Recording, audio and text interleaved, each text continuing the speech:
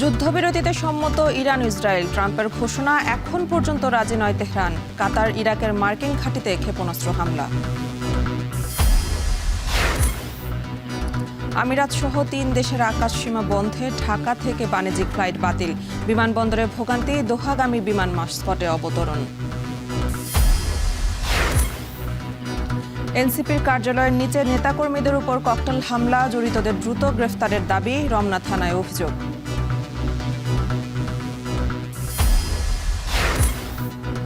অভিভাবকহীনতায় ভোগান্তির আরেক নাম সিটি কর্পোরেশন। রাজনৈতিক স্থিতিশীলতা সহ জনপ্রতিনিধি নির্বাচনের তাগিদ।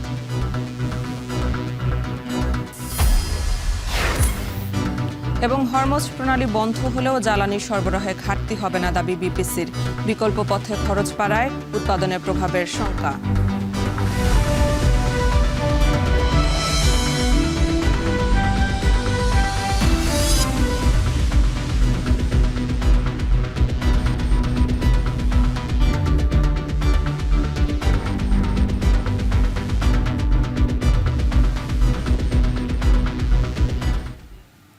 স্বাগত। এখন বাজারের পুরো আয়োজন জুড়ে সঙ্গে আছে আমি মেহেরি নানি। টানা ১২ দিন যুদ্ধের পর ইরান ও ইসরায়েল পূর্ণাঙ্গ যুদ্ধবিরতিতে সম্মত হয়েছে বলে দাবি জানিয়েছেন মার্কিন প্রেসিডেন্ট ডোনাল্ড ট্রাম্প। আগামী ২৪ ঘন্টার মধ্যে যুদ্ধবিরতি কার্যকর হওয়ার কথা জানান তিনি। তবে তেহরান ও তেল আবিবের পক্ষ থেকে এখনও বিষয়টি নিশ্চিত করেনি। কাতারের মার্কিন ঘাঁটিতে হামলার পরই এ ঘোষণা দেন ট্রাম্প। তবে যুদ্ধবিরতি ঘোষণার পরও তেহরান ও তেল আবিবে হামলা পাল্টা হামলার খবর পাওয়া গেছে। এছাড়াও ইরাকের বাগদাদে মার্কিন সামরিক ঘাঁটিতে নতুন করে ড্রোন হামলার দাবি তেহরানের। আরও জানাচ্ছেন জাহানারা ভুইয়া। যুক্তরাষ্ট্রের সঙ্গে যখন পরমাণু ইস্যুতে ইরানের দফায় দফায় আলোচনা চলছিল, তখন অনেকটা অপ্রত্যাশিতভাবেই তেহরানে বিমান হামলা চালায় ইসরায়েল। এর ২৪ ঘন্টা না পেরোতেই তাদের এই হামলার জবাবে তেল আবিবে পাল্টা আক্রমণ চালায় ইরান। ঝাঁকে ঝাঁকে ক্ষেপণাস্ত্র পাঠায় ইহুদি ভূখণ্ডে। এরপর থেকে চলতে থাকে ইরান ইসরায়েলের পাল্টাপাল্টি হামলা। দুপক্ষের সংঘাতের ১০ দিন পর এতে সরাসরি জড়িয়ে পড়ে যুক্তরাষ্ট্র। ইরানের ৩টি পারমাণবিক স্থাপনা নাতাঞ্জ, ফোর্দো ও ইস্পাহানে B-2 বোম্বার্স দিয়ে হামলা চালায় ওয়াশিংটন, যেখানে দাবি করা হয় ইরানের ফোর্দো পারমাণবিক কেন্দ্র ধ্বংসের। তবে মার্কিন হামলায় তেমন কোনো ক্ষয়ক্ষতি হয়নি বলে দাবি তেহরানের। ইরান ইসরায়েল হামলা যখন চরমে পৌঁছায়, তখন এ বিষয়ে রাশিয়ার দ্বারস্থ হয় ইরান। সোমবার রুশ প্রেসিডেন্ট ভ্লাদিমির পুতিনের সঙ্গে বৈঠক করেন ইরানের পররাষ্ট্রমন্ত্রী আব্বাস আরাকচি। আলোচনা করেন ইসরায়েল ও মার্কিন ইস্যুতে। সে সময় ইরানে মার্কিন হামলার নিন্দা জানিয়ে তেহরানের প্রতি সমর্থন জানান পুতিনের কাছ থেকে সবুজ সংকেত পেয়েই গালফ দেশগুলোর মার্কিন ঘাঁটিতে হাত বাড়ায় ইরান। সোমবার রাতে কাতার ও ইরাকের যুক্তরাষ্ট্রের ঘাঁটিগুলো লক্ষ্য করে একের পর এক ক্ষেপণাস্ত্র ছোড়ে দেশটি। তবে তাদের সব মিসাইল ভূপাতিতের দাবি দোহার। এই পরিস্থিতিতে বন্ধ ঘোষণা করা হয় কাতার, সংযুক্ত আরব আমিরাত, বাহরাইন ও ওমানের আকাশসীমা। যুক্তরাষ্ট্রের ঘাঁটিতে হামলার পরই টনক নড়ে মার্কিন প্রেসিডেন্ট ডোনাল্ড ট্রাম্পের। উঠে পড়ে লাগেন যুদ্ধবিরতি কার্যকরে। ইরানের হামলার কয়েক ঘণ্টা পরই যুদ্ধবিরতির ঘোষণা দেন ট্রাম্প। সামাজিক যোগাযোগ মাধ্যম ট্রুথ সোশ্যালে দেয়া এক পোস্টে বিষয়টি নিশ্চিত করেন তিনি। জানান, ইসরায়েল ও ইরান পূর্ণাঙ্গ যুদ্ধবিরতিতে রাজি হয়েছে। আগামী ২৪ ঘণ্টার মধ্যেই যা কার্যকর হওয়ার কথা রয়েছে। আর আগামী ১২ ঘণ্টার মধ্যেই দুপক্ষ হামলা পাল্টা হামলা বন্ধ করবে। শান্তি চুক্তিতে রাজি হওয়ায় ইরান ও ইসরায়েলকে সাধুবাদ জানিয়েছেন ট্রাম্প। তবে ইরান ও ইসরায়েলের পক্ষ থেকে যুদ্ধবিরতির বিষয়টি এখনও নিশ্চিত করেনি। এমনকি কোনো পক্ষ এ বিষয়ে আনুষ্ঠানিক প্রস্তাবও পায়নি বলে জানিয়েছে। যদিও এরই মধ্যে ইরানের পররাষ্ট্রমন্ত্রী আব্বাস আরাকচি জানিয়েছেন, কোনো ধরনের যুদ্ধবিরতিতে সম্মত হয়নি তেহরান। তবে ইসরায়েল যদি হামলা বন্ধ করে, ইরানও সেই পথেই হাঁটবে। ট্রাম্পের যুদ্ধবিরতি ঘোষণার পরও ইরান ও ইসরায়েলে চলছে আক্রমণ পাল্টা আক্রমণ। এছাড়াও ইরাকে মার্কিন ঘাঁটিতে নতুন করে ড্রোন হামলা করেছে তেহরান। জাহানারা ভুইয়া, এখন বিশ্ব। কাতার ও ইরাকের মার্কিন সামরিক ঘাঁটিতে ইরানের ক্ষেপণাস্ত্র হামলার পর মধ্যপ্রাচ্যের ৩ দেশের আকাশসীমা বন্ধ রয়েছে। গেল রাত থেকে নিরাপত্তার কারণে এসব গন্তব্যে ঢাকা থেকেও ফ্লাইট চলাচল পুরোপুরি বন্ধ রাখে বিমান বাংলাদেশ এয়ারলাইন্স, যে কারণে শিডিউল বিপর্যয়ে পড়ে বিমানের বেশ কিছু ফ্লাইট। এতে ভোগান্তির সম্মুখীন হন দেশে আসা ও বিদেশগামী যাত্রীরা। আরও জানাচ্ছেন জাবেদ আবদুল্লাহ। রাত ৩টা, হযরত শাহজালাল আন্তর্জাতিক বিমানবন্দরের টার্মিনাল ২ এর বহির্গমন পথ। 4 ঘন্টা এই ফটকে বসে দাঁড়িয়ে ঝিমিয়ে কাটিয়েছেন মোহাম্মদ হোসেন। গেল রাতের ফ্লাইটেই তার কুয়েত যাবার কথা। কেমন করে যাবেন তিনি? যুদ্ধের দামামায় তো স্বল্প ও মধ্যম পাল্লার ব্যালিস্টিক হামলার ধোঁয়াতে মধ্যপ্রাচ্যের আকাশ আচ্ছন্ন। এখান থেকে তো মেসেজ দিব অথবা টেলিফোন নাম্বার আছে, আমাদেরকে বলবে, সেটা বলে না। এরকম একটা গুরুস্থান বানাই দিয়েছে বাংলাদেশের এয়ারপোর্টে। সোমবার রাতে হযরত শাহজালাল আন্তর্জাতিক বিমানবন্দরে গিয়ে দেখা যায় বিজি 3517, QR 639, EK 585, রিয়াদের 339 সহ মোট 8টি ফ্লাইট শিডিউল বিপর্যয়ে পড়ে। অ্যাম্বাসিতে জানার চেষ্টা করেছে, টিকিটের যে নাম্বার, ওই দেশের নাম্বার যোগাযোগ করার ব্যবস্থা করেছি, কোনো কেউ রিসিভ করে না। কুয়েত থেকে ট্রান্সফার দিয়েছে, বুঝছেন, কিন্তু এখানে কোনো বিমানের নাই, শো নাই। মধ্যপ্রাচ্যের সংঘাত ছড়িয়ে পড়ার আশঙ্কায় কাতার, সংযুক্ত আরব আমিরাত, কুয়েত ও বাহরাইন সোমবার মাঝরাতেই আকাশসীমা বন্ধ করে। এতে দেশগুলোতে সব ধরনের বেসামরিক উড়োজাহাজ চলাচল বন্ধ হয়ে যায়। এমন প্রেক্ষাপটে ঢাকা থেকেও পরবর্তী ঘোষণা না দেওয়া পর্যন্ত এই 4 দেশে উড়োজাহাজ চলাচল বন্ধ রাখা হয়। যাত্রীরা জানায় বেশ কিছু ফ্লাইট বিলম্বে ছেড়ে গেছে, যে কারণে বিপাকে পড়তে হয়েছে তাদের।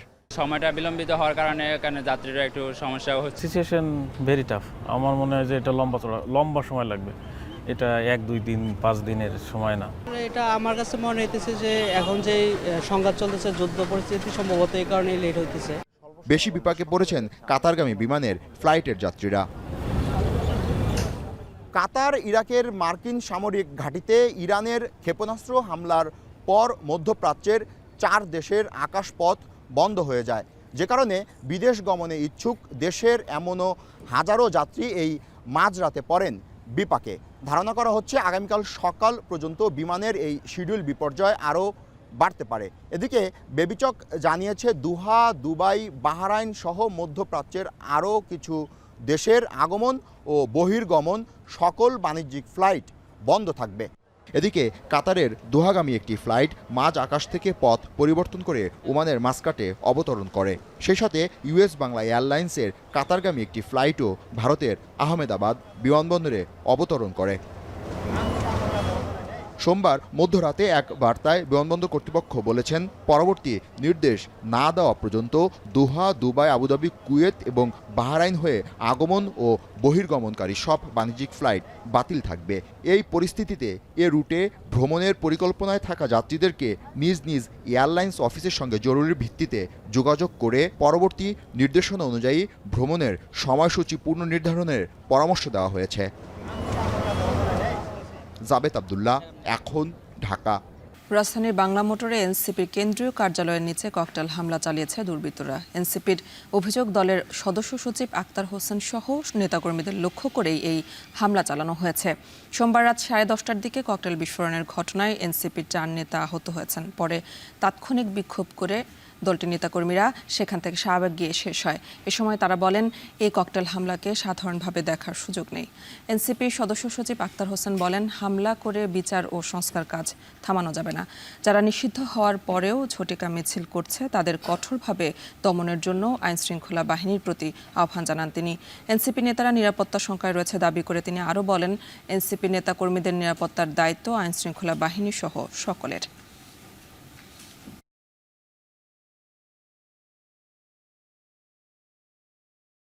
জাতীয় নাগরিক পার্টি এনসিপির অগ্রযাত্রাকে কোনো অশুভ শক্তি তারা যদি থামিয়ে দেবার চেষ্টা করে, আমরা তাদেরকে স্পষ্ট করে বলতে চাই, এনসিপির উপরে আক্রমণ করে, ককটেল বিস্ফোরণ করে, গ্রেনেড নিক্ষেপ করে, আমাদের উপরে হামলা করে কোনোভাবেই সংস্কারের কার্যক্রমকে দাবিয়ে রাখা যাবে না। নাম নাগরিক সেবা কেন্দ্র, অথচ সেটি রূপ নিয়েছে ভোগান্তির কেন্দ্রবিন্দুতে। না আছে নগরপিতা, না আছে কেউ। ঢাকা দক্ষিণ সিটির মেয়রের শপথ ঘিরে 1 মাসের বেশি সময় পর খুলেছে নগর ভবন। বিশেষজ্ঞরা বলছেন, এতদিনের জটলা আর সিটি কর্পোরেশনের নাগরিক ভোগান্তি কমবে কবে তা নির্ভর করছে রাজনৈতিক স্থিতিশীলতার উপর। এ নিয়ে বিস্তারিত রয়েছে আমার একটি প্রতিবেদনে। 1 মাসেরও বেশি সময় বন্ধ থাকার পর খুলেছে ঢাকা দক্ষিণ সিটি কর্পোরেশনের তালা। যেদিন খুলবে তার একদিন আগে দক্ষিণের নগর ভবনে আসেন 19 নং ওয়ার্ডের মোহাম্মদ লুকমান। হাতে জন্ম নিবন্ধনের ফাইল নিয়ে ২৬ দিন ধরে চক্কর কেটেছে নগর ভবনের দরজায়, কিন্তু প্রতিবারই সেবা না পেয়েই ফিরে যেতে হয়েছে। এটা সংশোধন না করা পর্যন্ত আমার যে আরও কাজ আছে অনলাইনে, সেগুলিও এখন কার্যক্রম বন্ধ আছে। এটা তো ভোগান্তি অবশ্যই। এরপর কথা হয় ৩৭ নং ওয়ার্ডের আবুল হোসেনের সাথে। জন্ম নিবন্ধনের কাজ না হওয়ায় থমকে আছে তার পরিবারের বিদেশে চিকিৎসা নিতে যাওয়ার পথ। বাবার মায়ের অসুস্থতার কারণে হয়তো ইন্ডিয়া যাইবে চিকিৎসা। বাচ্চা ছাড়া তো আর কোনো গার্জিয়ান যাইতে পারে না, বাচ্চা তো নিয়েই যাইতে হবে। এরকম আন্দোলনের কারণে ১ মাস ধরে দক্ষিণ সিটিতে চলা অচলাবস্থায় ঝুলে আছে কারো ট্রেড লাইসেন্স, আবার কারো নাগরিকত্বের সনদ। কেউ আবার জলাবদ্ধতার দুর্ভোগের কথা জানাতে গিয়েও পারেন না, কেউ ফিরে গেছেন খাজনা না দিতে পেরে। ঘুরতেছি কোনো হদিসই নাই, নথিরও কোনো খবর নাই, কর্মকর্তা কর্মচারীদের কোনো এই ব্যাপারে কোনো সহযোগিতাই নাই। কোনো রকম কিছু পাচ্ছি না এবং তাদের কোনো দায়িত্ব, এখানে যারা তথ্য জন্য বসে আছে দায়িত্ব নিয়ে, তারাও ঠিকমতো কথা বলছে না। খাজনা পরিশোধ করার জন্য আসছিলাম, তাই সে থেকে কার্যকলাপ বন্ধ। নাগরিক সেবা নিয়ে ভোগান্তির বিষয়ে দক্ষিণের প্রশাসকের সাথে ফোনে যোগাযোগ করলে জানান, ওয়ার্ড কাউন্সিলর অফিস এবং আঞ্চলিক অফিস থেকে জন্ম এবং মৃত্যু সনদ দেয়া চালু হয়েছে। নাগরিক সেবা কবে থেকে আসলে চালু হতে পারে, কিছু কি? না, অলরেডি আমাদের আঞ্চলিক অফিসগুলো খোলা আছে। আমাদের আঞ্চলিক অফিস থেকে তারা নাগরিক সনদ দিতে পারে। আচ্ছা, তো অনেকে এটা জানে না, তো না জানার কারণে দেখলাম যে জন্ম সনদ নিতে এখানে আসছে। অনেকে হয়তো জানে না, বাট আমরা এটা বলে দেবো সবাই। তবে এই বিষয়ে জানে না খোদ নগর ভবনের তথ্য কেন্দ্র। নগর ভবন খোলার ঘোষণার পর দক্ষিণের ১০ নং ওয়ার্ডে দেখা গেল সীমিত পরিসরে চলছে নাগরিক সেবার কাজ, তবে পাওয়া যায়নি ওয়ার্ড সচিবকে। কারণ কি জানতে চাইলে তার সহকারী জানালেন, প্রতিটি ওয়ার্ডে একজন করে সচিব থাকার কথা থাকলেও এই ওয়ার্ডের সচিব পালন করছেন ২ ওয়ার্ডের দায়িত্ব। রিসেন্টলি তো ওয়ার্ড সচিব দেওয়া সম্ভব হয় নাই, আর ওয়ার্ড সচিব আমাদের ওইভাবে অ্যাভেলেবল থাকে না। কাউন্সিলর না থাকায় সহজ কাজ করতেও ভোগান্তি পোহাতে হচ্ছে নগরবাসীর। আর সবচেয়ে বড় সেবা কেন্দ্র ঢাকা দক্ষিণ সিটিতে ১০ মাস ধরেই নাগরিক সেবা নিয়ে রয়েছেন চরম বিড়ম্বনায়। ড্রেনগুলো নোংরা হয়ে রয়েছে, ড্রেন পরিষ্কার করা হচ্ছে না। ২-৩ বারই আসা যাওয়া হয়েছে, কষ্ট হয়েছে। অন্যদিকে উত্তর সিটির ২৪ নং ওয়ার্ডে গিয়েও পাওয়া গেল না ওয়ার্ড সচিবকে। সচিব হঠাৎ অসুস্থ হয়ে পড়ায় চলে গেলে বিপাকে পড়ে সেবা নিতে আসা বাসিন্দারা। জানান, নির্বাচিত জনপ্রতিনিধি না থাকায় যে কোনো কাজ করতে সময় বেশি লাগছে। এনার দ্বারা তার কাজ হয়নি, উনি আমাদের কাজগুলো রিসিভ করতেছে। যদি উনি আসতে পারে তাহলে আজকে হবে, না হলে সুস্থ হয়ে আসলে পরে কাজগুলো হবে। একটা নির্বাচিত কেউ আসুক, একটা কমিশনার আসুক, সবাই আসুক, তো এটা কাজটা আরও তখন দেখা যাবে আরও সহজে হবে। স্যারে প্রথমে রিসিভ করে তারপরে এটা আমাদের জোন অফিসে নিয়ে ওই জায়গায় রেজিস্টার করে, রেজিস্টার স্যার আছে, তারপরে ওই জায়গা থেকে পিন করে এনে তারপরে পাবলিককে দিতে হয়। এই জন্য এই সময়টা লাগতেছে। প্রতিদিন যত অভিযোগ আসে সে অনুযায়ী সব সেবা দেয়া যাচ্ছে না স্বীকার করে উত্তরের প্রশাসক জানালেন, জলাবদ্ধতা, ডেঙ্গু প্রতিরোধ সহ উত্তরের সকল নাগরিক সেবা যাতে দ্রুত দেয়া যায় সেজন্য কুইক রেসপন্স টিম গঠন করা হয়েছে। প্রচুর অভিযোগ আসে আমাদের, আমরা সবগুলো ডেফিনেটলি পালন করতে পারি না, এটা স্বাভাবিক, কিন্তু আমরা একটা টাচে আছি। রাত হোক দিন হোক, যখনই আমরা কোনো ধরনের অভিযোগ পাচ্ছি, কিউআরটি টিম তাদের মেশিন, তাদের পাম্প, এগুলো সব কিছু নিয়ে তারা কিন্তু জায়গায় গিয়ে এই সার্ভিসটা দিচ্ছে, যে কারণে আমরা শহরের এমার্জেন্সি সার্ভিসগুলো আমরা খুব ভালো মতো দিতে পারি। নাগরিক সেবা নিশ্চিতে স্থানীয় পর্যায়ে নির্বাচন জরুরি বলে মনে করছেন স্থানীয় সরকার বিশেষজ্ঞ তোফায়েল আহমেদ। বললেন, কালক্ষেপণ না করে প্রয়োজনীয় সংস্কার শেষ করে জনপ্রতিনিধিদের হাতে ক্ষমতা দিতে হবে। এই সিটি কর্পোরেশন দক্ষিণের একটা প্রবলেম নিয়ে সারা জাতি পাগল হয়ে যাচ্ছে, কিন্তু সারা দেশে যে লোকাল গভর্নমেন্ট নাই, সেটা নিয়ে কোনো পরিষ্কার কথাবার্তা হচ্ছে না। এটা দুর্ভাগ্যজনক। লোকাল গভর্নমেন্ট সিস্টেম মধ্যে অনেক রিফর্ম দরকার।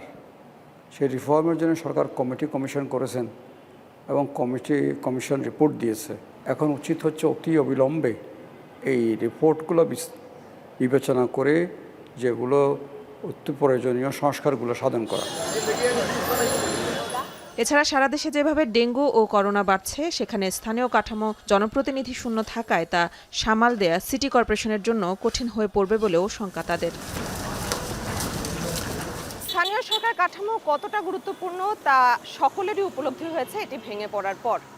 সাধারণ জনগণ বলছেন, আইনের গ্যারাকল তারা বোঝেন না, তাদের দরকার নাগরিক সেবা। তবে এই নাগরিক সেবা সংকট কতটা কাটবে তা নির্ভর করছে রাজনৈতিক পরিবেশ কেমন থাকে তার উপর। মেহেরিন আনি, এখন ঢাকা। চলতি জুলাই মাসের শেষ সপ্তাহে চট্টগ্রাম বন্দরে আসছে জ্বালানি তেলবাহী 9টি জাহাজ। হরমুজ প্রণালী বন্ধ হলেও বিকল্প পথ থাকায় জ্বালানি তেল সরবরাহে কোনো ঘাটতি হবে না বলে জানিয়েছে পেট্রোলিয়াম কর্পোরেশন চেয়ারম্যান। তবে যুদ্ধের কারণে আন্তর্জাতিক বাজারে জ্বালানি তেলের বাজার ঊর্ধ্বমুখী হওয়ায় আমদানির খরচ বাড়তে পারে।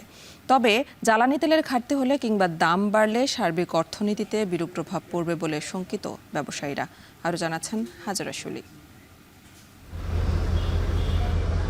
বাংলাদেশ পেট্রোলিয়াম কর্পোরেশন বিপিসির জ্বালানি তেল মজুদের সক্ষমতা ৪৫ দিনের, গড়ে ৩০ থেকে ৪০ দিনের তেল মজুদ থাকে। পরিশোধিত জ্বালানি তেল আমদানি করা হয় ইন্দোনেশিয়া, মালয়েশিয়া, সিঙ্গাপুর ও চীন সহ দক্ষিণ পূর্ব এশিয়ার দেশগুলো থেকে। তাই পরিশোধিত জ্বালানি তেল নিয়ে খুব একটা দুশ্চিন্তা নেই। মূলত মধ্যপ্রাচ্যের দেশগুলো থেকে অপরিশোধিত জ্বালানি তেল আমদানি করে বাংলাদেশ, যা পরিবহনের গুরুত্বপূর্ণ পথ হরমুজ প্রণালী। মার্কিন হামলার পর ইরান জ্বালানি তেল সরবরাহের এই পথ বন্ধের সিদ্ধান্তে উদ্বেগ বেড়েছে জ্বালানি নিরাপত্তা নিয়ে।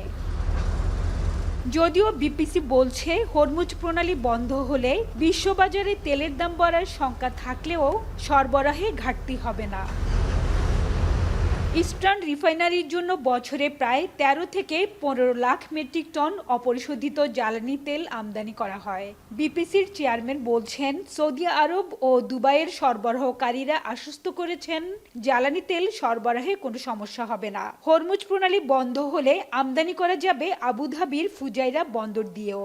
আমরা সৌদি আরবিয়া আমাদের যারা সাপ্লায়ার এবং আমরা দুবাইয়ের যারা আমাদের সাপ্লায়ার তাদের সাথে আমরা যোগাযোগ করেছি, তারা বলেছে আসলে কোনো সমস্যা হবে না, তারা সাপ্লাই দিতে পারবে। ইভেন হরমুজ প্রণালী যদি বন্ধও হয়ে যায়, তার ইউএইর একটা বন্দর আছে ফুজিয়ারা, যেটা একেবারে হরমুজ প্রণালী পার হয়ে নিচের দিকে এটা অ্যাভেল করতে পারে। ওখান থেকেও আমরা মাঝে মাঝে কিন্তু ক্রুড অয়েল ওখান থেকেও মাঝে মাঝে আমাদের লোড হয়। বর্তমানে বিপিসির ডিজেলের মজুদ আছে ৩২ দিনের, পরিমাণ ৩,৭২,০০০ মেট্রিক টন। জেট ফুয়েল ৩০ দিনের ও ফার্নেস অয়েলের মজুদ আছে ২৯ দিনের, দুটিরই পরিমাণ ৫১,০০০ মেট্রিক টন করে। আর পেট্রোল ও অকটেনের মজুদ আছে মাত্র ১২ দিনের। পেট্রোল ও অকটেনের মজুদ কম থাকলেও স্থানীয়ভাবে ৪টি রিফাইনারি থেকে এসব জ্বালানি সংগ্রহ করা হয়, তাই দুশ্চিন্তা নেই। এছাড়া ডিজেল, অকটেন, জেট ফুয়েল ও ফার্নেস অয়েল সহ প্রায় ২.৫ লাখ মেট্রিক টন জ্বালানি তেল নিয়ে এই মাসেই চট্টগ্রাম বন্দরে ভিড়বে ৯টি জাহাজ। হরমুজ প্রণালী বন্ধের প্রভাবে বিশ্ববাজারে দাম বাড়লে বেশি দামে তেল কিনতে হবে বিপিসিকেও। তবে ৬ মাসের জন্য জ্বালানি পরিবহনের চুক্তি থাকায় বাড়তি জাহাজ ভাড়া দিতে হবে না। হরমুজ প্রণালী বন্ধ হলে আপনারা জানেন যে অলমোস্ট রিফাইন্ড অয়েল 20% এফেক্ট করে হচ্ছে হরমুজ প্রণালী, ক্রুড অয়েল 30% এফেক্ট করে হরমুজ প্রণালী। সো এইটার একটা রেস্ট্রাকচারের এফেক্ট কিন্তু পড়ে যাবে হচ্ছে আন্তর্জাতিক বাজারের উপরে, আপনি যেখান থেকে তেল কেনেন। সো মেবি তেলের দাম কিছুটা বাড়বে ধরে আমরা ধারণা করছি। এদিকে জ্বালানি তেল সরবরাহে ঘাটতি কিংবা দাম বাড়লে শিল্প কারখানা, বিদ্যুৎ উৎপাদন কেন্দ্র, পরিবহন ব্যবস্থা সহ পুরো দেশের অর্থনীতি সংকটে পড়বে বলে শঙ্কিত ব্যবসায়ীরা। বিশেষ করে তরল প্রাকৃতিক গ্যাস এলএনজি আমদানি ব্যাহত হলে চরম গ্যাস সংকটে পড়বে চট্টগ্রাম। বিকল্প ব্যবস্থাগুলো আমাদের এখন থেকেই আমাদের সোর্সিং করা উচিত, যাতে করে আমরা যদি এই কোনো কারণে যদি যুদ্ধটা আপনার দীর্ঘস্থায়ী হয়, তাহলে আমরা যেন কোনো রকম সংকট মোকাবেলা করতে পারি। আমাদের যে ইন্ডাস্ট্রিগুলো আমাদের এবং আমাদের যানবাহনগুলো এগুলোকে তো সচল রাখতে হবে, নাও তো আমাদের অর্থনীতিতে এটার একটি বিশাল বিরূপ প্রভাব পড়ার সম্ভাবনা আছে। দেশের জ্বালানি তেলের চাহিদা বছরে ৬৫ লাখ মেট্রিক টন, যার সিংহভাগই আমদানি করা হয়। প্রতি মাসে জ্বালানি তেল নিয়ে চট্টগ্রাম বন্দরে ভিড়ে ১৫ থেকে ১৮টি জাহাজ। হাজরা শিউলি, এখন চট্টগ্রাম। শরীয়তপুরে পদ্মা নদীতে বালু মহাল ইজারা দেওয়ার প্রক্রিয়া শুরু হয়েছে, আর এ নিয়ে প্রতিবাদে বিক্ষোভে নেমেছে পদ্মা পাড়ের মানুষ। প্রশাসনের এমন উদ্যোগের প্রতিবাদে বিক্ষোভে নেমেছে সেখানকার মানুষ এবং হাইড্রোগ্রাফিক জরিপ ছাড়া বালু মহাল ঘোষণার ব্যাপারে সতর্কও করেছে পানি উন্নয়ন বোর্ড। সংস্থাটি বলছে, অপরিকল্পিত বালু উত্তোলন হলে নদীর গতিপথ পরিবর্তন হয়ে ভাঙন দেখা দিতে পারে। সজীব খানের ক্যামেরায় কাজী মনিরুজ্জামানের প্রতিবেদনে বিস্তারিত। শান্ত এই পদ্মার রূপ পরিবর্তন হয় বর্ষায়। আগ্রাসী চেহারা নিয়ে আঘাত হানে নদী তীরবর্তী এলাকায়। শরীয়তপুরের 3টি উপজেলার 21টি ইউনিয়নের মধ্য দিয়ে বয়ে গেছে পদ্মা নদী। প্রতি বছরই নদী ভাঙনের কবলে পড়ে পদ্মাপাড়ের বিস্তীর্ণ এলাকা। গত 10 বছরে ভাঙনের শিকার হয়ে ঘরবাড়ি হারিয়েছে এই জনপদের অন্তত 25,000 পরিবার। ভাঙন ঠেকাতে গত 5 বছরে শরীয়তপুরে প্রায় 4,000 কোটি টাকা ব্যয়ে একাধিক তীররক্ষা বাঁধ নির্মাণ করেছে পানি উন্নয়ন বোর্ড। কাচিকাটা ইউনিয়নের পদ্মা নদীর 77 নম্বর কাচিকাটা মৌজার 22.63 একর জমি বালুমহাল ঘোষণার প্রক্রিয়া শুরু করেছে জেলা প্রশাসন। দরপত্রে অংশগ্রহণে তালিকাভুক্তির বিজ্ঞপ্তি প্রকাশ করে বালুমহাল ঘোষণায় বিভাগীয় কমিশনারের কাছে দেয়া হয়েছে চিঠিও। ভাঙনপ্রবণ এলাকায় জেলা প্রশাসনের এমন উদ্যোগে ক্ষুব্ধ পদ্মাপাড়ের মানুষ। বিভিন্ন সময় বিক্ষোভ কর্মসূচিও পালন করেছেন তারা। বালু কাটলে জায়গাটা গহীন হয়ে যাবো, তখন নদীতে ভাঙ্গা আমাকে বাড়িঘর বাজার যা আছে সব কিছু উড়ে যাবে। যে যদি বালু কাটার মহল বালু কাটে তো আমাকে যে ব্যবসা বাণিজ্য সবচেয়ে ধ্বংস হয়ে যাবো। এটা তো পদ্মা, যে কোনো হান্দা ছুটতে একটা নাহার বাইরে নদীটা বিলেন হয়ে যেতে পারে। আমরা থাকতে পারবো না থাকতে পারলে আমরা বাইরে গেলে কই যাবো না, কোথায় জায়গাও নাই। বালু মহল এটা দিলে যদি 10টা ট্রলার দেয়, তবে 200 ট্রলারে আরো বাইকগুলি কাটিয়ে লিয়ে গেলে আমাদের নদী ভাঙ্গা লিয়ে যায়। মাথা গোজা ঠাই থাকবে না, এটা নদী গল্প চলে গেলে সরকারের কাছে আবেদন আমাদের এই যে বালু মহল বন্ধ করতে হবে, আমাদের বেরিবাদ দিতে হবে। হাইড্রোগ্রাফি জরিপ সম্পন্ন করে নদীর গতিপথ নিরূপণ শেষে এ বিষয়ে সিদ্ধান্তের পরামর্শ পানি উন্নয়ন বোর্ডের। হাইড্রোগ্রাফিক যে জরিপ, সেই জরিপ করে এরপরে হইতেছে এটা সিদ্ধান্ত নিতে হবে। যেহেতু এখানে একটা চর আছে, পানির এখানে ফ্লোতে হচ্ছে বাধাপ্রাপ্ত হচ্ছে, তো যদি এই চরটা না থাকে তাহলে এখানে বাধা থাকবে না। সেক্ষেত্রে হইতেছে নদীর আগের যে প্রবাহ ছিল তার উপরে অবশ্যই প্রবাহটা পরিবর্তন হবে। একদিকে ভাঙন রোধে নির্মাণ করা হচ্ছে একাধিক তীররক্ষা বাঁধ, অপরদিকে নদী থেকে বালু উত্তোলনে চলছে বালুমহল ঘোষণার প্রক্রিয়া। কর্তৃপক্ষের এমন বিপরীতমুখী সিদ্ধান্তে ক্ষুব্ধ পদ্মাপাড়ের মানুষ।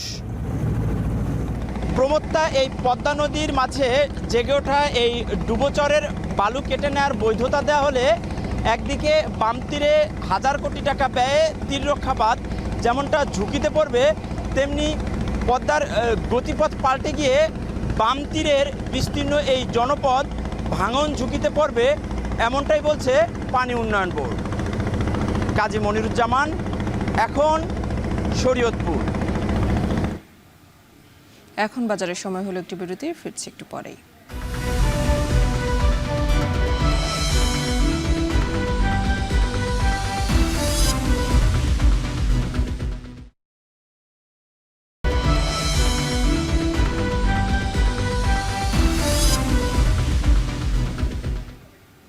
বিরতির পর ফিরে এলাম, আপনারা দেখছেন এখন বাজার।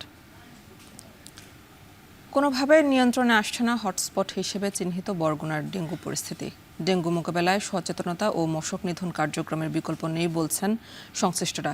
এ নিয়ে আরও জানাতে বরগুনা সদর হাসপাতাল থেকে যুক্ত হচ্ছেন সহকর্মী জিয়াদ মাহমুদ। জিয়াদ, ডেঙ্গু পরিস্থিতি কেন নিয়ন্ত্রণে আসছে না, আর এ নিয়ে সংশ্লিষ্টরা কি বলছেন জানাবেন।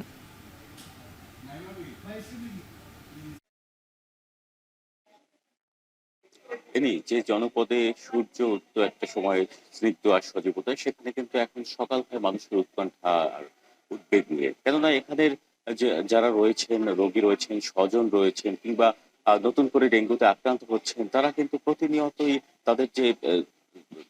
তাদের দৃষ্টি আটকে যাচ্ছে যেন প্লাটিলেটের মাপকাঠিতে। এখানে আপনি দেখছেন যে সদর হাসপাতালের যে মেঝে, এখানে কানায় কানায় পূর্ণ, লিফটের সামনে কিংবা সিঁড়ির পাশে যে ছোট স্পেস গুলো রয়েছে, সেখানেও কিন্তু ডেঙ্গু রোগীতে ভরা। বৃদ্ধ থেকে শিশু, সকল বয়সী মানুষই কিন্তু এখন শঙ্কার মধ্যে রয়েছেন। তারা অনেকেই ডেঙ্গুতে আক্রান্ত হয়েছেন। এবং একটি বিষয় যে মাত্র 2 দিন পরে এইচএসসি পরীক্ষা, সেখানে আমরা দেখেছি যে, আপনাকে যদি একটু দেখাই, এখানেই 2 জন পরীক্ষার্থী রয়েছে যারা ডেঙ্গুতে আক্রান্ত হয়ে এই হাসপাতালে চিকিৎসা নিচ্ছেন। তারা জানেন না যে তারা পরীক্ষা দিতে আদৌ পারবেন কিনা।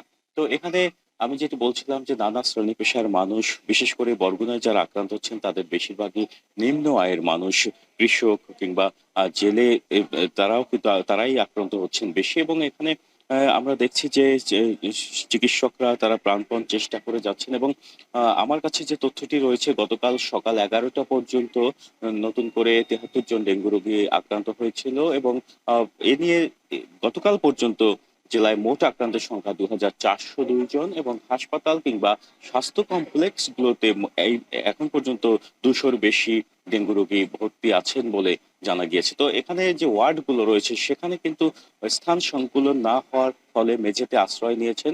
এবং এখানে যে বিধিনিষেধ রয়েছে মশারি ব্যবহারের, আমরা দেখছি যে অনেকেই মশারি ব্যবহার করছেন, অনেকেই আবার করছেন না। তবে সকালবেলা ভিজিটর কিংবা যে স্বজনদের ভিড় কিছুটা কম থাকায় এখন কিন্তু কিছুটা পরিবেশ এখানে চিকিৎসা সেবার অনুকূলে রয়েছে।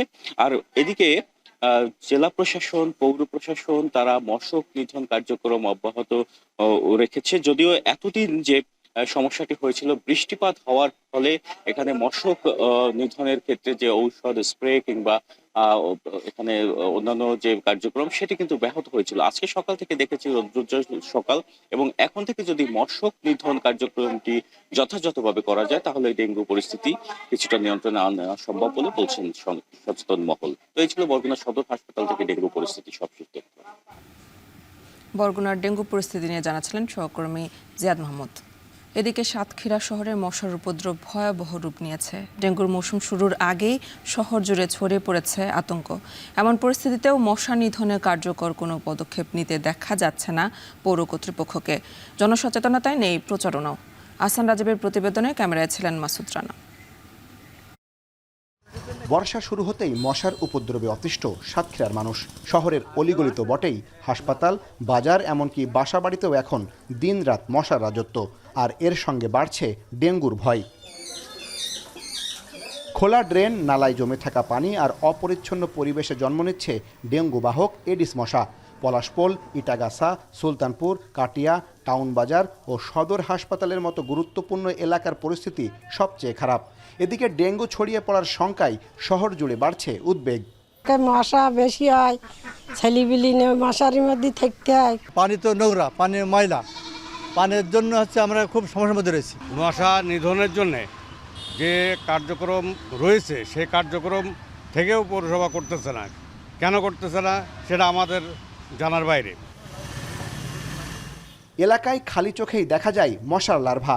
এছাড়া প্লাস্টিক কাপ, নারকেলের খোসা কিংবা পলিথিনে জমে থাকা পানি হচ্ছে ডেঙ্গু বিস্তারের উৎস। এত কিছুর পরও পৌরসভার পক্ষ থেকে কার্যকর কোনো ব্যবস্থা চোখে পড়ছে না। নেই কোনো নিয়মিত স্প্রে, নেই ফগিং কার্যক্রম। আর এই মশার খুব উৎপাত পৌরসভা খেয়াল করে না, আর আমাদের যেগুলো স্প্রেও দেয় না। আমাদের শিশু বাচ্চা আছে যেগুলো অসুস্থ হয়ে যায়, অনেক সময় মশার কামড়ে তারা ডেঙ্গু আক্রান্ত হওয়ার সম্ভাবনা অনেক বেড়ে যায়। ডেঙ্গুতে আক্রান্ত হয়ে ইতোমধ্যে সাতক্ষীরা সদর হাসপাতালে ভর্তি হয়েছে কয়েকজন। নাগরিক নেতারা বলছেন, এখনই যদি ব্যবস্থা না নেওয়া হয় তাহলে পরিস্থিতি নিয়ন্ত্রণের বাইরে চলে যেতে পারে। ইমিডিয়েটলি যদি মশা নিধনের ব্যবস্থা যদি পৌরসভা না করে তাহলে হয়তো করোনা এবং ডেঙ্গুর এটা একটা মহামারী আকার ধারণ করবে সাতক্ষীরাতে। যে কারণে আমরা পৌরসভার কাছে বা বর্তমান সরকারের কাছে আহ্বান জানাবো, দ্রুততার সাথে সাতক্ষীরা পৌরসভায় ড্রেনেজ ব্যবস্থা দ্রুত তৈরি করায়। সাতক্ষীরা পৌরসভার 9টি ওয়ার্ডে প্রায় 3 লাখ মানুষের বাস, অথচ মশা নিধনে পৌরসভার রয়েছে মাত্র 2টি ফগার মেশিন, যা দিয়ে পর্যায়ক্রমে মশা নিধনে ওষুধ ছিটানো হচ্ছে। তবে এ বিষয়ে কোনো কর্মকর্তা ক্যামেরার সামনে কথা বলতে রাজি হননি। বিভিন্ন ওয়ার্ডে আসলে আমরা ওই ওষুধ যেটা আমরা ছিটিয়ে থাকি, কিন্তু এটা অবশ্যই আমি স্বীকার করব যে আসলে ধরেন আমাদের যে প্রকোপের পরিমাণ অথবা যে সমস্যার যে মাত্রা আর কি, সেই মাত্রা অনুপাতে হয়তো পর্যাপ্ত নয়। বাট আমাদের পৌরসভার থেকে আপনার যে চেষ্টা, আমাদের যে চেষ্টা, এটা চলমান আছে। মশার এই ভয়াবহ উপদ্রব ডেঙ্গুর আশঙ্কা বাড়িয়ে তুলছে। তাই সময় থাকতে ব্যবস্থা না নিলে পরিস্থিতি চলে যেতে পারে নিয়ন্ত্রণের বাইরে। এখনই শহর জুড়ে মশা নিধনে পরিকল্পিত ও ধারাবাহিক উদ্যোগ নেয়ার দাবি শহরবাসীর। আহসান রাজীব, এখন সাতক্ষীরা। এখন বাজারে নিচ্ছে আরেকটি বিরতি, ফিরছে একটু পরেই।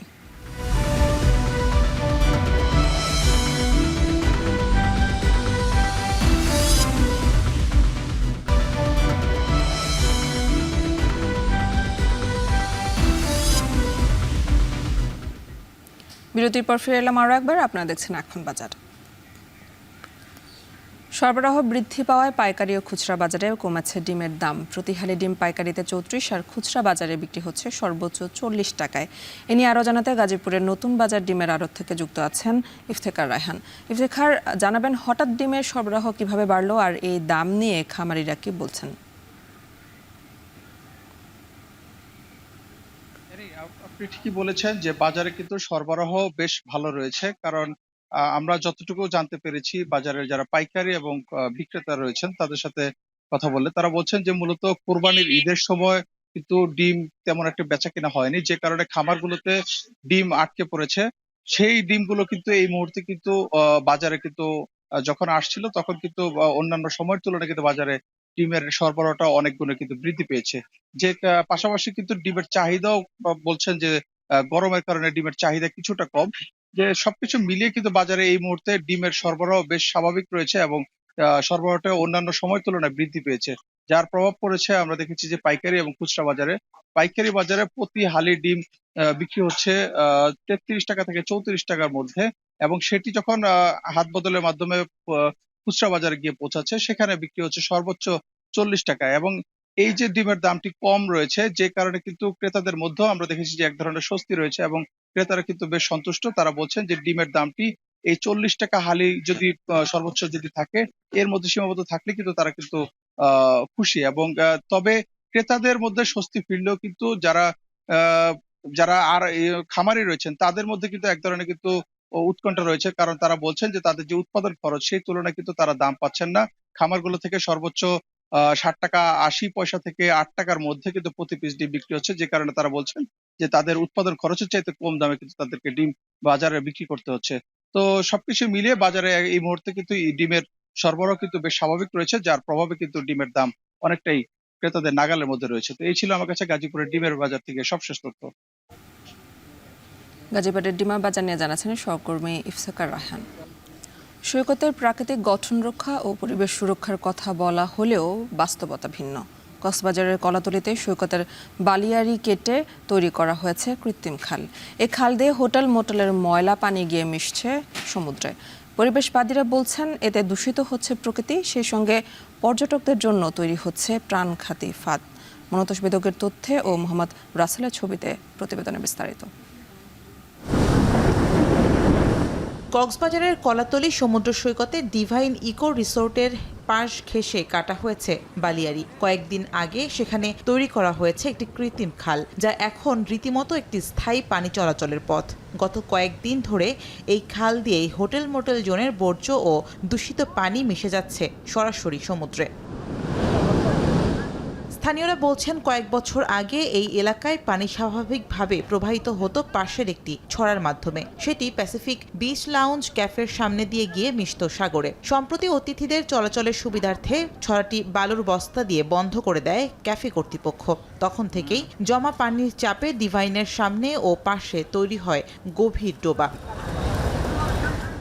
এরপর সেই পানি নিষ্কাশনে বালিয়াড়ি কেটে তৈরি করা হয় এই বিপজ্জনক খাল। ফলে বৃষ্টির পানি, জোয়ার ভাটা এবং ঢলের সময় এটি রূপ নেয় প্রবল স্রোতের এক বিপজ্জনক পথে। কয়েকদিনেই খালটি হয়ে উঠেছে আরও চওড়া ও গভীর।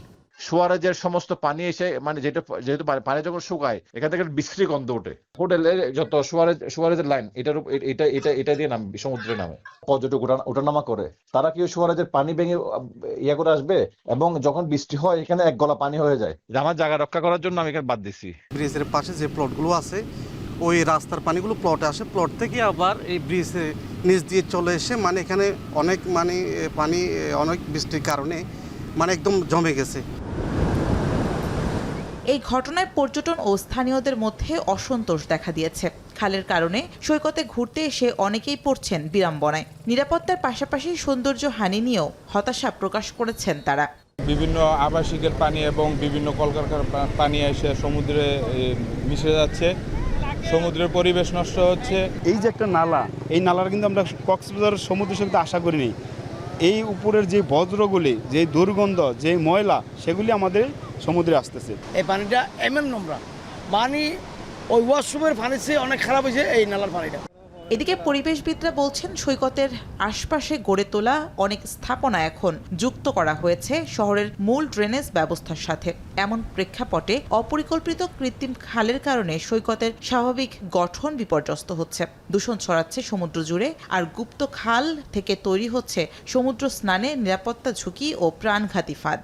এই কৃত্রিম খাল সৃষ্টি করার কারণে যে পানির স্রোতগুলো, এই পানির স্রোতগুলো সরাসরি সমুদ্রে যাচ্ছে, যে সমুদ্রে নামছে এখানে একটি গুপ্তকাল সৃষ্টি হচ্ছে, যা আসলে সমুদ্রের ভিতর দেখা যায় না। পর্যটকরা এটা না জেনেই ওই জায়গায় গোসল করতেছে, গোসল করার কারণেই এই পর্যটকরা জীবন ঝুঁকিতে পড়ছে। জেলা প্রশাসক জানিয়েছে হোটেল মোটেল জোনের পানি নিষ্কাশন ও পরিবেশ সুরক্ষার দায়িত্ব কক্সবাজার পৌরসভার। তবে কেউ যদি পরিবেশ আইন লঙ্ঘন করে থাকে তাদের তদন্ত করে ব্যবস্থা নেওয়া হবে। কক্সবাজার উন্নয়ন কর্তৃপক্ষ আছে, কক্সবাজার পৌরসভা আছে, এখানে প্রত্যেকেই কিন্তু তাদের ভিজিলেন্স টিম কাজ করছে এবং যদি অবৈধ কোনো পন্থায় তারা যদি নিষ্কাশনের ব্যবস্থা করেন, এটি উভয় কর্তৃপক্ষের দেখার সুযোগ রয়েছে। জেলা প্রশাসন এই বিষয়টি তদারক করবে। বাণিজ্যিক স্বার্থে তৈরি করা এই কৃত্রিম খাল শুধুই পরিবেশের বিপর্যয়ের কারণ নয়, এটি হুমকি হয়ে দাঁড়িয়েছে কক্সবাজারের পর্যটন নিরাপত্তা, সৌন্দর্য ও দীর্ঘমেয়াদী টেকসই ভবিষ্যতের জন্য। এখন কক্সবাজার। দুর্গম যোগাযোগ ব্যবস্থার কারণে এখনও বেশ পিছিয়ে পার্বত্য জনপদের মানুষ। তবে এ দুর্গম অঞ্চলের জনগোষ্ঠীর সুবিধায় সীমান্ত সড়কের সাথে যুক্ত করতে রাঙামাটির বিলাইছড়ির ফারুয়া থেকে ওরাছড়ি সড়কে নির্মাণ কাজ চলছে। তবে সড়কটির সুফল নিয়ে দেখা দিয়েছে শঙ্কা, কারণ কোটি টাকার প্রকল্পটি নিয়ে উঠেছে অনিয়ম ও দুর্নীতির অভিযোগ। রাঙামাটি থেকে জিয়াউর রহমান জুয়েল জানাচ্ছেন বিস্তারিত। পার্বত্য এলাকার অবকাঠামোগত উন্নয়ন, সীমান্ত সুরক্ষা নিশ্চিতে খাগড়াছড়ি রামগড় থেকে বান্দরবানের সীমান্ত পর্যন্ত নির্মিত হচ্ছে 1036 কিলোমিটার সীমান্ত সড়ক। এই সড়কের সুফল পেতে ও দুর্গম পাহাড়ের বাসিন্দাদের সীমান্ত সড়কের সাথে যুক্ত করতে সংযোগ সড়কের নির্মাণ কাজ চলছে।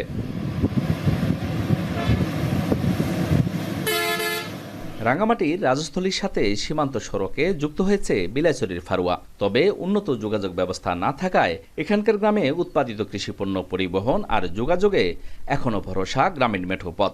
দুর্ভোগ কমাতে সম্প্রতি 1 কোটি টাকা ব্যয়ে ফারুয়া সীমান্ত সড়কের ঘিলালরিছড়া হতে ওরাছড়ি বাজার পর্যন্ত 1 কিলোমিটার ইটের সড়ক নির্মাণ কাজ শুরু হয়। কাজ শেষ হলে সড়কটি ব্যবহার করবেন অন্তত 10,000 মানুষ।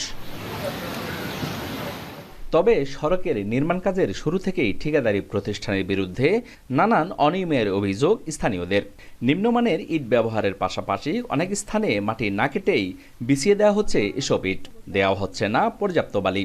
দায়সারা এ কাজে উপজেলা প্রকল্প বাস্তবায়ন কর্মকর্তার যোগসাজশের অভিযোগ করেও কোনো প্রতিকার মেলেনি। বালি কম পড়ছে আর এই ইটগুলি সব 2 নম্বর, এটা 1 নম্বর ইট একটা পড়ি না স্যার, সব 2 নম্বর ইট স্যার। আর রাস্তাটা বালি কম দেওয়া হয়েছে, কাজ ঠিকভাবে হইতেছে না। ওগুলি যাতায়াতের যে গাড়ি চলতেছে, তো এটা যাতে ঠিকভাবে করলে তো অবশ্যই টিকবে, কিন্তু এভাবে করলে টিকবে না। এই রাস্তাটা 2 নম্বর পড়ছে জন্য আপনারাকে আমরা অনুরোধ করতেছি যে এখানে ঠিকভাবে এই রাস্তাগুলো হয়। অভিযোগ আছে মেসার্স চেঙ্গি ট্রেডার্স ঠিকাদারি প্রতিষ্ঠান হলেও তাদের কাছ থেকে লাইসেন্স ভাড়া নিয়ে কাজ করছে আবু বকর মাসুদ ও শামসুল ইসলাম। তারা জানান গুণগত মান ঠিক রেখেই কাজ করা হচ্ছে। আমি তো আমার মতো করে অফিসে চাপ দেওয়ার পর থেকে আমি আমার কাজের গুণগত ত্রুটি আরও সংশোধন করছি। এটা হচ্ছে 100%। আপনার অফিস সরজমিনে প্রদক্ষিণ করার পরে আমাদেরকে প্রত্যেকটা জিনিস আপনার আইটেম বাই আইটেম এই কাজের গুণগত মান পরিবর্তন করার জন্য বলছে। আমরা এইভাবে পদক্ষেপ নিয়েছি। তদারকির ঘাটতির কারণে নির্মাণ কাজে অনিয়মের কথা স্বীকার করে ঠিকাদারি প্রতিষ্ঠানকে চিঠি দেওয়ার কথা বলছেন দায়িত্বপ্রাপ্ত প্রকল্প কর্মকর্তা। এলাকাবাসী যারা যেভাবে দাবি আমাদের যে ডিজাইন মোতাবেক যেভাবে ধরা আছে আপনিভাবে কাজ করবেন, উনি ওয়াদা করছিলেন যে আমি এভাবেই করব কাজ। আমরা ওই অভিযোগের প্রেক্ষিতে সার্বক্ষণিক বর্তমানে তদারকের মধ্যে রাখছি এবং তাকে আমরা লিখিতভাবে একটা চিঠি দিব। আশা করব উনি এই চিঠির আলোকে ওভাবে ডিজাইন মোতাবেক কাজটা করে নেবেন। পার্বত্য এলাকার টেকসই উন্নয়ন নিশ্চিতে উন্নয়ন প্রকল্পের সরাসরি নজরদারি বৃদ্ধি ও দুর্নীতির বিরুদ্ধে কার্যকর পদক্ষেপ নেয়ার দাবি পাহাড়ের বাসিন্দাদের। জিয়াউর রহমান জুয়েল, এখন রাঙামাটি। এখন বাজারে নিচ্ছে আরো একটি বিরতি, ফিরছে একটু পরেই।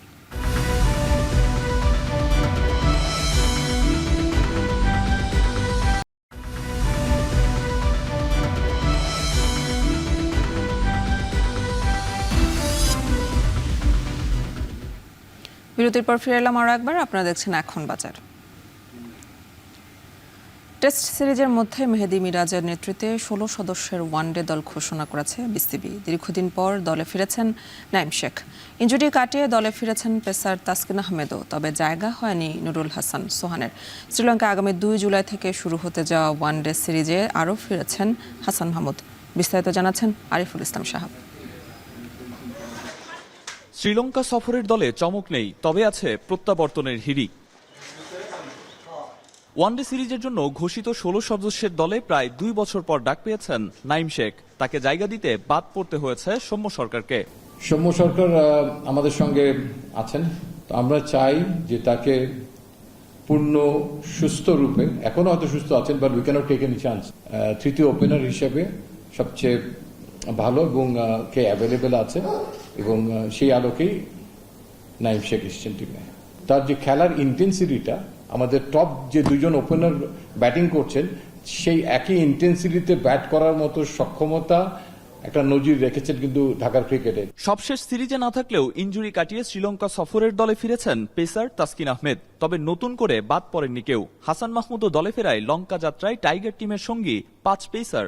মুস্তাফিজও ইনজুরি থেকে ফেরত এসছেন, তার ফ্র্যাকচার হয়েছিল। তাসকিন আহমেদ এসছেন, নাহিদ রানারও ওয়ার্কলোড ম্যানেজমেন্ট আছে, তো সেই কারণেই যাতে আমাদের কম্বিনেশনটা বেছে নিতে কোনো অসুবিধা না হয়। পারফর্ম করে আর আলোচনায় থেকেও 16 সদস্যের স্কোয়াডে উপেক্ষিত সোহান। ওয়ানডে ফরম্যাটের সবশেষ সিরিজে বাহাতি স্পিনার নাসুম থাকলেও নতুন স্কোয়াডে জায়গা হয়নি তার। টি20 সিরিজে সাদামাটা পারফরমেন্স করেও দলে টিকে গেছেন তানভীর ইসলাম, আর রাকিবুলের জন্য আরও সময় চান নির্বাচকরা। সোহানের যদি ফিঙ্গার ইনজুরি না হতো, আমার ধারণা যে তিনি প্রায় 1 বছর কিন্তু এই ফিঙ্গার ইনজুরির কারণেই ট্রিটমেন্টের মধ্যে ছিলেন, তাহলে তিনি আরো অনেক শক্ত অবস্থানে পৌঁছে যেতে পারতেন। Rakibul Hasan very important player আমাদের জন্য।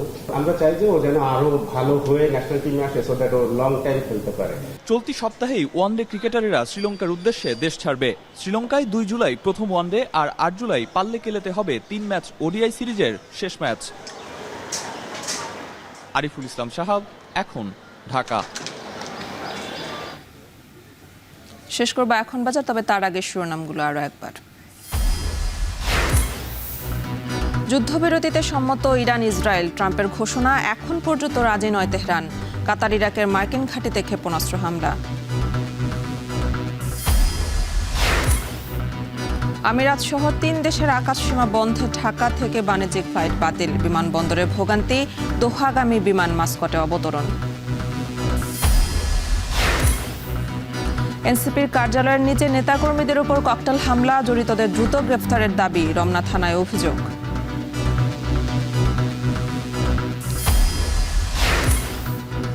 অভিভাবকহীনতায় ভোগান্তির আরেক নাম সিটি কর্পোরেশন। রাজনৈতিক স্থিতিশীলতা সহ জনপ্রতিনিধি নির্বাচনের তাগিদ।